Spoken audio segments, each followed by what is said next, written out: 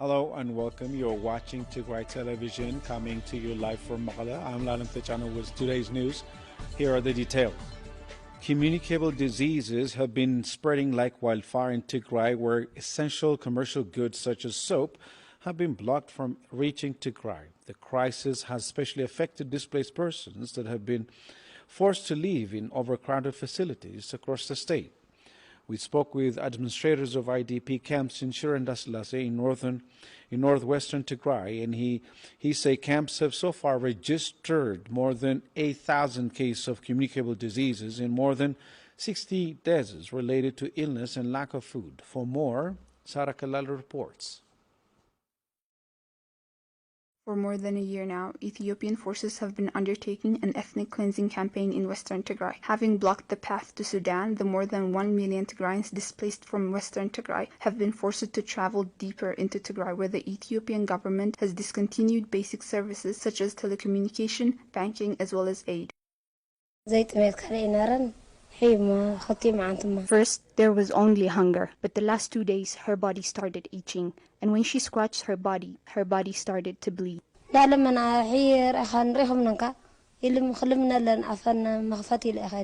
have to beg for food. I was out in the morning begging for food while the children were sleeping. There's nothing we can do. We're just breathing. We're just watching the sun rise and set. Look at her scratching her hands. It's going to bleed. The IDPs sheltered in repurposed facilities across the state have run out of options to fulfill basic needs such as food, while the lack of access to items such as soap and other sanitation materials is leading to a higher rate of communicable diseases. This camp is called Adi Kantiba. It shelters IDPs. In this camp alone, we have reported 1,424 cases for scabies. But when you look at the data from IDP camps across the state, there have been over 8,300 cases of scabies. People are also suffering from diarrhea and some others suffering from malaria and typhoid. The coordinator said Tigray's collapsed health system, lack of food aid, and other essential items is devastating displaced communities, with 60,000 deaths recorded in the past 3 months alone. Due to lack of food in the camp in Hezat, the district of Askada, more than 47 people have been reported dead due to lack of food and communicable illness. 13 people died in Shararo. This brings the total number to 60 people. We've also had more cases reported this week due to starvation. More than 6.5 million people in Tigray are in dire need of humanitarian assistance as the Ethiopian government continues to block aid. An 8-month-long occupation of Tigray by Ethiopian and Eritrean forces, characterized by the deliberate destruction and looting of public and private properties, including health facilities, and a 9-month-long siege on the region that has blocked the entire of basic medical supplies, has led to the death and suffering of many. We spoke with Waldo Burhanu, who was ethnically profiled and arbitrarily detained by Ethiopian forces in the Ohio region shortly after his release. He had to travel for days to reach Tigray, at which point a simple injury had turned into a serious health complication that has changed his life for good. For more, Salome Takhla reports. Waldo Burhanu is a father of 3 and currently residing in Maqala. Before the start of the conflict in November of 2020, Waldo used to live in Bati, in southern Wallo in the Amhara region. He used to work for a company that used to export livestock. He says he had been able to provide a comfortable life for his family until he was ethnically profiled and arbitrarily detained by Ethiopian forces at the outset of the conflict.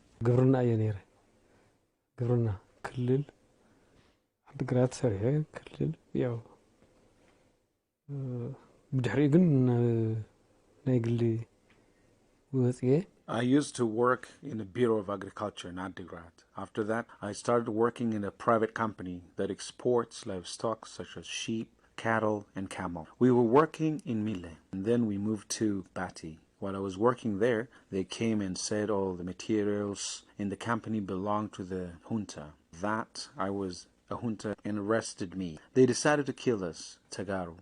They killed one Tigran that was with us. I'm supposed to be dead too, but members of the Oromo Liberation Army were able to free us. Waldo's agony doesn't end here. After having escaped from the hands of the Ethiopian forces, he had to travel on foot for 8 days. And he would travel in the woods to avoid Ethiopian forces that he feared would kill him if they were to get hold of him again. But because he wasn't able to receive appropriate care, what once seemed like a small scratch has required his right leg to be amputated. after برخا ناي مجد شعت حتى شو ساعتين خينا هريت المه نيرو جاكايو وديقه شو عمله يتفلت أنن I walked in the wilderness for 8 hours straight. It was dark. I fell down. I didn't know that I was injured then. The next day, I saw a cut on my toe. I had stayed in the wilderness for 8 days. It was a small scratch, but since I have diabetes, it kept on getting worse and worse. I spent so much money trying to get treated, but they told me that it had to be amputated. Then my toe was amputated. Even after then, it couldn't get better, so they had to amputate a large part of my leg. In this process, I finished all the money I had and what others gave me. Neighbors collect money for my treatment. I'm in a terrible situation. The Ethiopian government's blockade on medical supplies coming into Tigray has meant that millions, like Weldu, in dire need of medication, are having to go without it. While the closing of banks and other essential services makes it impossible to afford alternative forms of care. أما قال هوسبيتال بقى فارماسي يلن تعاوين طرحنا إنسولين خيكونه مدحنيسي ጭራሽ يلن I went to Magala Hospital, but the pharmacy has nothing. It's not just insulin that I couldn't find, but other medications I need. There is a severe shortage of medical supplies. I'm probably in a better condition as compared to others like me. I at least have neighbors to help me. Others have given up. What is sad is medication you buy at an expensive price is expired and not effective. I have to spend about 1,800 birr every 3 days. We are dying when we have money in the bank. The siege is killing us due to starvation and lack of medication. Weldu feels ignored by the world that has failed to take action to end the man-made humanitarian catastrophe in Tigray. He has this to say to the international community.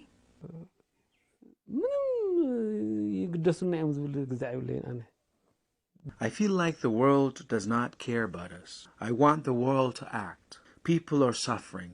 Humanitarian aid should always be available to those that need it. It is a matter of survival for us. This is not about politics. This is about saving innocent people. The Ethiopian government's declaration of a humanitarian truce, almost 3 weeks ago, is yet to bear fruit for many like Weldu, who after months of waiting are yet to get the care they so desperately need. Many patients suffering from chronic illnesses through continued medical treatment have been able to lead normal lives in Tigray. But the start of the siege has meant that many are no longer able to access medication, leading to severe complications. Our reporter Aragawi Gabramikael spoke with HIV-positive patients in Magale that say that extreme stress and lack of medical supplies is devastating their community. Let's take a look. Hiyot Brahana has been HIV positive for more than 20 years now. She says her health was well before the start of the siege that has blocked essential medical supplies and retroviral medication from reaching Tigray. خزي دارقة لها 21 عامتي يخدلخو إيه مدحنيت قبل جمرقن 19 عامتي. I've been HIV positive for 21 years, and it's been 19 years since I started medication. Thanks to God, I had a good life, and I was never stressed. There were a lot of organizations that helped us in collaboration with the Bureau of Health, but after the war, aid has become unimaginable. Hiyot said that lack of medication has forced her and many others like her to use expired medications and hope for a miracle. I'm so afraid. It is really scary to be without medication. I've been taking expired medications for over 2 weeks now. I take it with holy water. Before the start of the conflict, Hiyot says she used to work in a non-governmental organization to support others like her. After I became member of Mahabar Walado, I was the first volunteer to give door-to-door care for HIV-positive patients. Hiyot says she used to be hopeful before the war broke out, but now she is constantly afraid that she will not be able to access medication. I sometimes just collapse. I've so far fainted twice at home. I discussed it with a counselor, and we think it may be because of stress. I don't know how I'm going to go on without medication. What am I going to eat tomorrow? And what if the siege continues any longer? I don't sleep at night. According to her, dozens of HIV positive patients in her association have already passed. It's not only medicine. We're also suffering from lack of food. 80 to 90 members die due to lack of medication and food. According to the World Health Organization, close to 4 million people in Tigray are in dire need of medical care, as millions more continue to suffer due to lack of food. The past 18 months of the conflict has been characterized by gruesome acts of violence against Tigrayans, but despite the presence of overwhelming evidence to indicate that genocide is in fact being committed in Tigray, the international community, including rights groups, have failed to call it by its name, which may be why the international community has so far failed to act. For more, Saron Zagai reports. The past 18 months of conflict in Tigray have seen unspeakable atrocities being committed on innocent civilians. The first 8 months are characterized by massacres, mass and arbitrary detention, torture, deliberate destruction of food items and the slaughter of livestock, and the destruction of schools, health centers, and other infrastructure, followed by 10 months-long siege that has blocked essential items such as food and medicine from reaching those in need. But the atrocities in western Tigray have been even more gruesome, where Ethiopian and Eritrean forces have continued their occupation, killing, torturing, and displacing Tigrayans.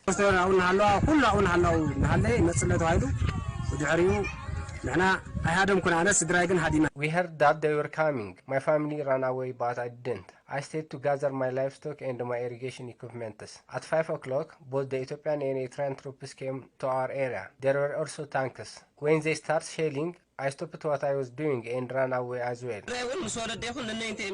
While running away, we were separated from our families, so we were running in darkness. Some of us are still unable to find some members of our family. After having turned western Tigray into a living hell for Tigrayans, Ethiopian forces blocked the route to Sudan, forcing more than 1 million Tigrayans displaced from western Tigray to travel deep into the region, where the Ethiopian government has discontinued basic services such as telecommunication and banking, as well as blockade on aid. I feel like no man in uniform is safe for them.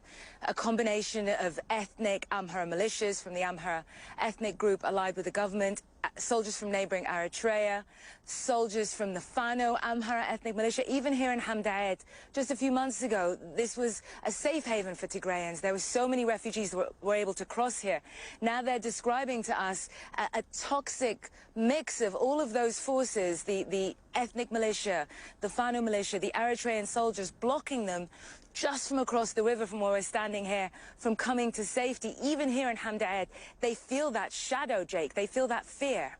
But till this day, and despite the magnitude of the suffering that has been inflicted on Tigrayans, international organizations, including major human rights groups, have so far failed to call what is unfolding in Tigray by its name: genocide. The Rome Statute to establish the International Criminal Court says when the group kills, causes serious bodily or mental harm to a certain ethnic group, deliberately inflicting on the group conditions of life calculated to bring about its physical destruction in whole or in part, and imposing measures intended to prevent births within the ethnicity are acts considered genocide. Every single act mentioned above were committed in Tigray. The reservation of the international community to refer to what is unfolding in Tigray by its name is no more evident than in the most recent report by Amnesty International and Human Rights Watch that revealed the extent of the violence on Tigrayans in western Tigray in an attempt to ethnically cleanse the area. Acts the human rights group said amounted to war crimes and crimes against humanity, but not genocide. Something human rights expert Mabrahatom Fitui identifies as a major shortcoming. As you can see in the investigation, there is murder, there is massacres, there is torture.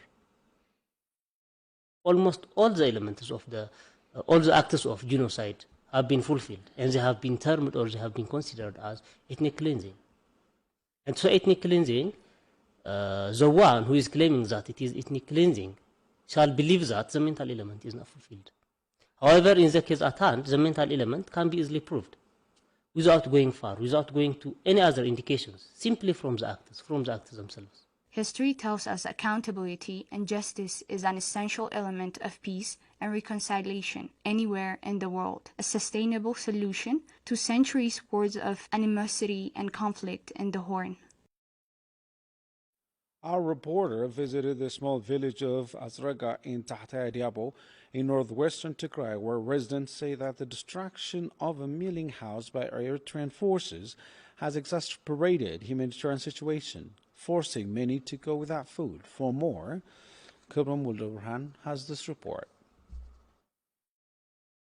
Taglabraham Berha is a resident of Atsarga, vicinity located in Tahta Adiabo district. Last year, during the invasion of the district by the Eritrean forces, his property was looted and deliberately distracted by the soldiers.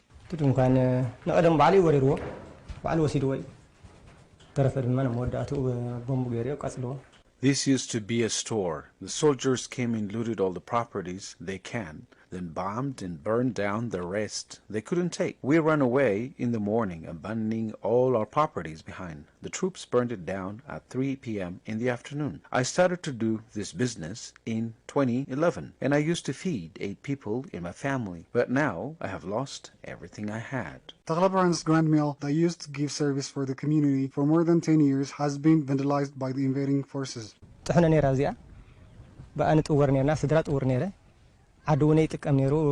was a grind mill in there. I used to feed my family from the income I used to earn from the mill. This grind mill used to serve the whole community that is nearby. Last year on February 16th, the Eritrean forces came and burnt it down. I had been using the mill for 10 years. I spent almost 600,000 birr on the house it used to be kept. I lost my properties that are estimated to be 1.7 million birr in total. Taglabrahan also added that more than 500 residents of the vicinity are in starvation as a result of the destruction of his mill.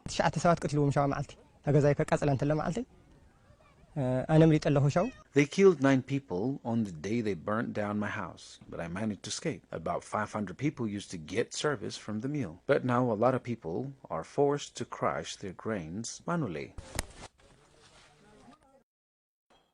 Amlasat Woldru, a woman who used to mill her grains at Taglabrahan's grand mill, has now been forced to use a traditional mill called medid, on which she has to crush it by hand. As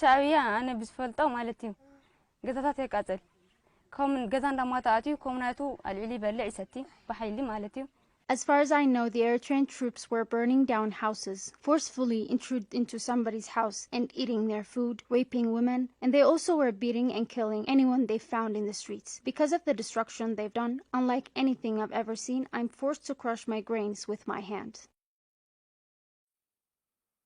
For the past 9 months, the man-made catastrophe has led to a severe lack of food and medication, putting the lives of many in danger.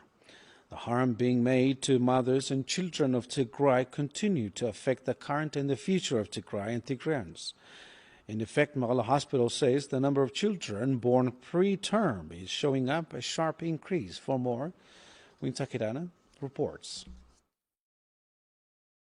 Women and children of Tigray, the most vulnerable section of the society, have been severely affected by the ongoing siege. In addition to the destruction of health facilities in Tigray, severe starvation and lack of medication due to the ongoing siege is enforcing many infants to be born preterm. A pediatrician from Magala Hospital says the number of children who are born preterm due to lack of food and medication is increasing sharply. The baby you see here is Dalina. She was born before 9 months. She is getting a strict follow-up because she was born 7 months old. As you know, the community is suffering due to lack of food, and Dalina's mother was severely affected by lack of food. That's why she gave birth during her 7th month of pregnancy. The following father travels long way in search of food and medication to save his daughter's life in Magala Hospital. He urges justice to be served. Abi soldiers looted all my properties, my mother's holdings, my wife's gold, and every grain and properties I owned was stolen by them. They should be held accountable for their crimes they committed, for their actions had made us suffer a lot.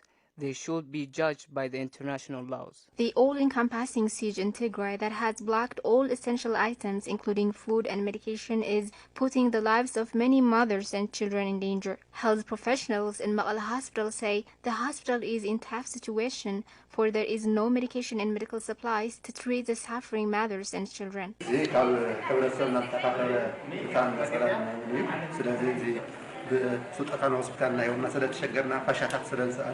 This scarf was given to the hospital as a gift from the community, and we are using it for different clinical services. Since there is a severe scarcity